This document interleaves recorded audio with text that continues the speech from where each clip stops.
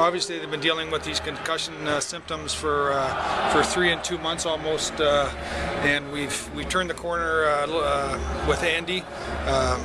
They both passed an initial baseline test by the NHLPA protocol, and Andy has been on the ice the last 2 days. He's feeling much better. There's been no symptoms.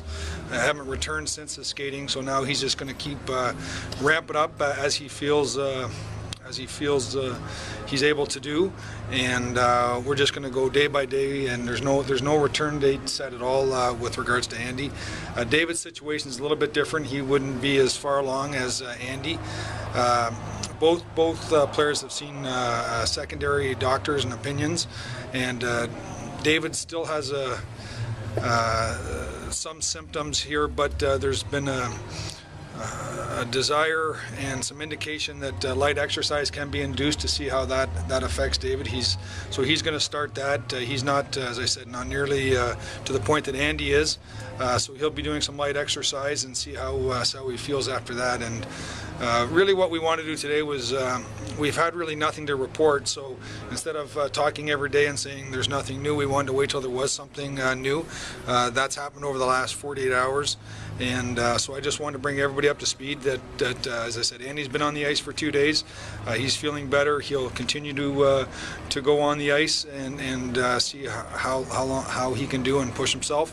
And David, as I said, is not to that level yet right now, but he has introduced some light exercise. And I think it's best if Andy and I'll answer any questions you might have, and then I'll let Andy and David describe a little bit where they're at right now. So does anybody have any questions for me? Or Army, is there I mean, these guys have been virtually invisible since they got hurt.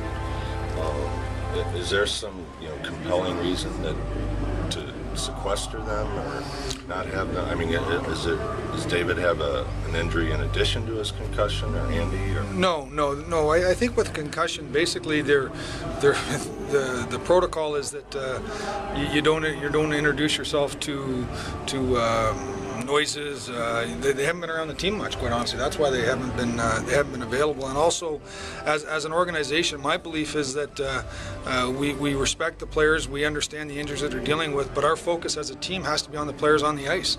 And I think these two guys respect that, and they understand that the story has to be the players that are playing every night. The focus has to be on that group, and we want David and Andy to get back as quick as we can. But we're not going to. We have to look forward and look positive to the players that are on the ice. So we've been dealing with that. What will you look for before allowing them to play again? Well, it's certainly it's something that the players and the doctors have to get comfortable with, and this isn't something that the manager really has a lot of say in. We're going to follow the protocol to make sure that they're going to be 100% comfortable that when they get on the ice that they're prepared to play. And I rely heavily on our training staff and our doctors, but more importantly, you have to rely on the players. Someone with Andy McDonald's experience, not only with concussions, but as an NHL player, he knows where his body's at. A little bit different for David Perron. He's a younger player. He's experienced this stuff for the first time, and I think it's great that we have someone like Andy to help David through some of these things. But it's something that the doctors, trainers, and players deal with, and we listen to as management, but our expertise certainly isn't in concussions or injuries.